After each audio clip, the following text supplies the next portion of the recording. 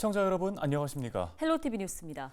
최근 계양 효성도시개발지역 내 강제 철거를 반대하는 주민과 시행사 측의 갈등 문제를 보도한 바 있는데요. 이번엔 경찰의 도넘은 행동이 도마 위에 올랐습니다. 네, 설명도 없이 무단으로 가정집에 들어가 촬영을 하는가 하면 심지어 집 주변에 설치된 CCTV를 가리는 등 이해되지 못하는 행동들을 이어가고 있습니다. 송효창 기자가 단독 취재했습니다. 지난달 30일 오후 5시 47분쯤 검정색 옷을 입은 남성 하나가 대문을 열고 들어옵니다. 잠시 후 여성 한 명이 들어와 무슨 일이냐며 묻지만 별일 아니라며 대답을 피합니다.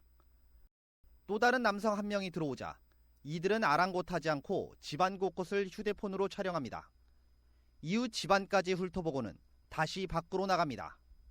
능력인 줄 알았어요, 처음에. 어디서 나오셨냐니까 형사라고 그러시더라고요. 아무 설명 없이 그렇게 사진을 찍었길래 제가 우리 사령을 얘기하려니까요.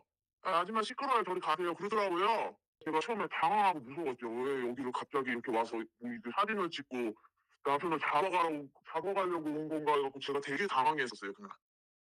주거 침입 의심을 받는 이들은 다름 아닌 계양경찰서 소속 경찰입니다. 당시 경찰은 어떠한 설명도 없었고 심지어는 영장도 없이 이 같은 일을 벌였습니다.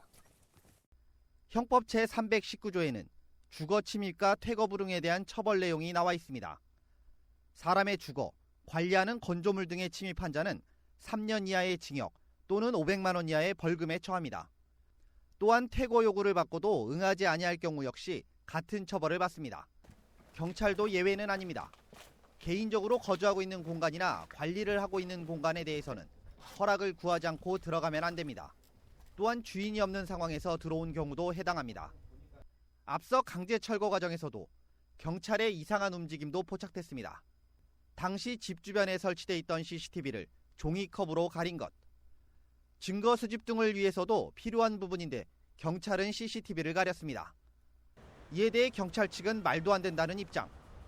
그 여성분한테 물어봤는데 한번 들어가도 되냐 하니까 여성분이 들어오라고 해서 본체 문까지 이렇게 열어줬나 봐요. 그래서 그거는 우리가 볼 필요가 없다라고 하고 그분 입장 이야기해 주는 거고 우리는 담당 그 팀장은 법을 지켜가면서 자기가 했던 걸 그대로 이야기한 거니까. CCTV 관련해서는 증거 수집 등의 행위는 이미 현장에 있는 경찰이 진행하고 있었고 CCTV를 가린 것은 사고 과정을 거주자들이 볼 경우 흥분할 수 있어 더 큰 사고로 이어질 수 있다며 예방 차원에서 한 것이라는 답변을 내놨습니다. 주민과 경찰의 입장이 엇갈리고 있는 가운데 주민과 개발업체 간의 갈등은 경찰까지 번지고 있습니다. 헬로티비 뉴스 송유창입니다.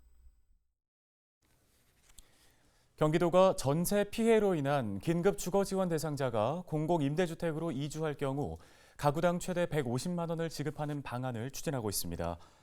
경기도는 지난달 보건복지부에 긴급 지원주택 입주자 이주비 지원에 대한 사회보장제도 신설 협의를 신청하고 결과가 6월쯤 나올 것으로 예상하고 있는데요. 긴급 지원주택 입주자 이주비 지원 대상은 도민 중 전세 피해로 긴급 주거 지원 대상자로 선정되고 도내 긴급 지원주택으로 주거 이전하는 경우입니다. 전세 피해로 인한 퇴거 명령, 불가피한 이주 등으로 당장 거처할 곳이 없으면 전세 피해 지원센터로부터 전세 피해 확인서를 발급받아 긴급 주거 지원 대상자로 선정될 수 있습니다. 경기도의회가 13일 오후 부천 상동시장을 찾아 상인들의 건의사항을 듣고 시설 현대화, 확충 논의와 화재 안전 설비 등을 점검했습니다. 부천 상동시장 상인들은 이번 면담에서 아케이드 설치 등 현대화 시설 보수 작업과 주차장 확충, 화재 설비 추가 지원 등을 요구했습니다. 상인회 건의사항에 대해 경기도의회는 관련 예산을 편성하는 한편 담당 부서와 협의해 전통시장 편의와 안전을 확보할 수 있는 방안을 모색하겠다고 밝혔습니다. 상동시장은 지난해 경기도 공모사업에 선정돼 아케이드 보수공사 사업비 10억 원 가운데 60%인 6억 5천만 원을 도비를 지원받아 공사를 앞두고 있습니다. 1986년 개설된 부천 상동시장은 현재 156개 점포에 상인 347명이 근무하고 있습니다. 전통시장은 대단히 오래된 그런 시설물들이 많기 때문에 쾌적하고 안전한 화재까지 예방하는 그런 거에 있어서 현장을 보고 말씀을 나누고 로드 체킹을 통해서 좀 현장을 살펴보는, 그래서 그걸 정책과 예산을 반영하기 위해서 이것을 저희가 반드시 정책에 반영하기 위해서 이제 협업을 해서 여기에 대한 결과물을 좀 내놓을 그런 계획이 있습니다. 열심히 한번 노력해 보겠습니다.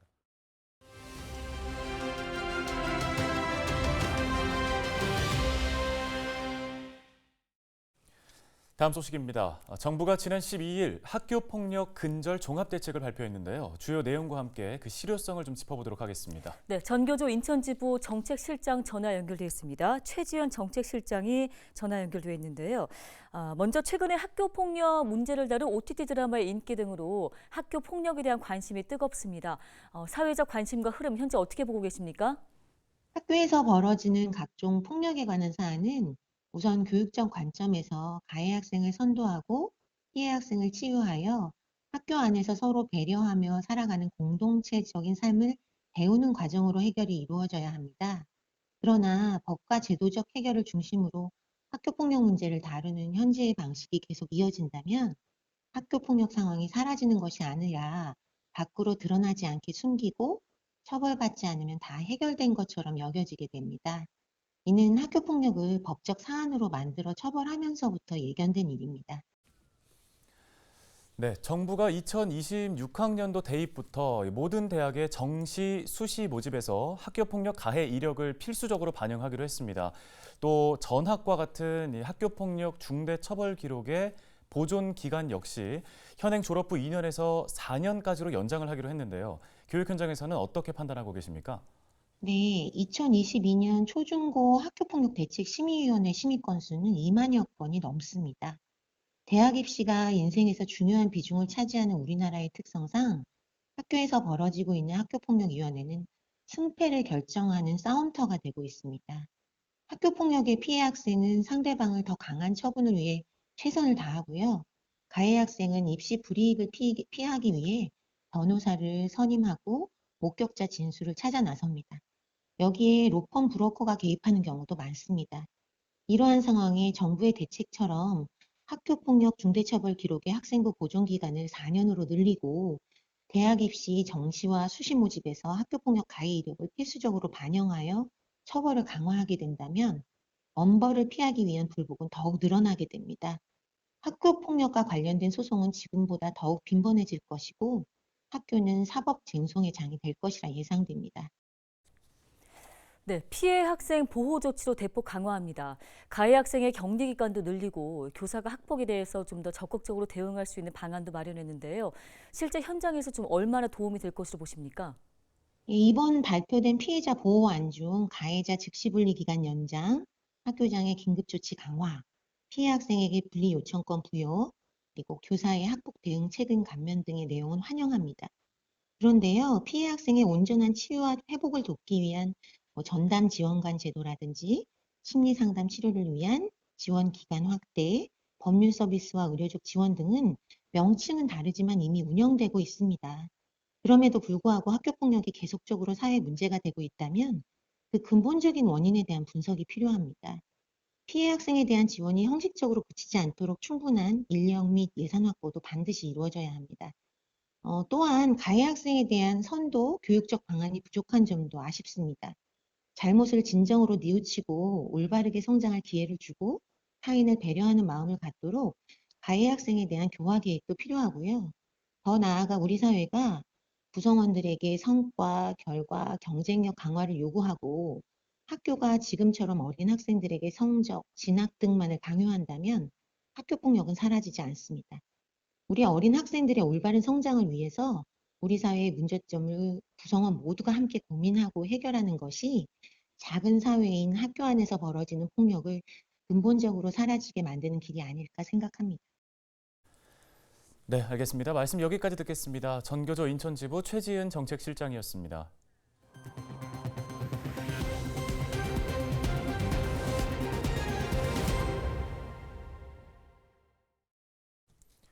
김포시가 교육 환경 개선을 위해 학교 30곳에 56억여 원을 지원합니다. 이에 앞서 김포시는 현장 조사와 심의위원회를 거쳐 지원이 필요한 학교를 확정했는데요. 환경 개선비는 오래된 냉난방기기 교체나 조명, 방송시설 교체, 운동장이나 통학로 포장, 체육관 정비 등에 쓰입니다. 이와 함께 김포시는 올해 신풍초등학교와 감정초등학교는 체육관 건립도 지원하기로 했습니다. 체육관은 학사 시간 외에 개방해 주민들을 위한 시설로 활용하는 방안도 검토하고 있습니다.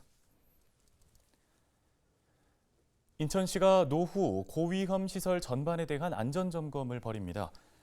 올해 점검 대상 시설은 건설 공사장과 10년 이상 경과된 다중이용시설, 스프링클러 미설치 의료기관과 낚시 여선 등의 시설, 주민점검 신청 대상으로 접수된 시설 등 451곳입니다. 점검은 관리 주체와 분야별 재난안전 전문가로 구성된 226명의 헬프 및 안전점검단과 시민단체가 함께 진행하며 사물인터넷 감지기 계측 자료도 활용해 검사의 정확도를 높일 계획입니다. 점검 결과 보수 보강이 시급한 공공시설은 예산을 활용해 즉시 조치하고 추가 진단이 필요한 경우에는 정밀 안전진단을 벌이는 등 안전사고 예방에 선제적으로 대응할 방침입니다. 또 민간시설로 보수 보강이 어려운 노후 공동주택시설은 공동주택 지원 사업을 통해 재난 위험 요소를 제거할 계획입니다. 분당 정자교 붕괴 사고로 교량 안전사고에 대한 불안감이 커지자 2기 신도시인 김포시 역시 교량 전수 점검에 들어갔습니다.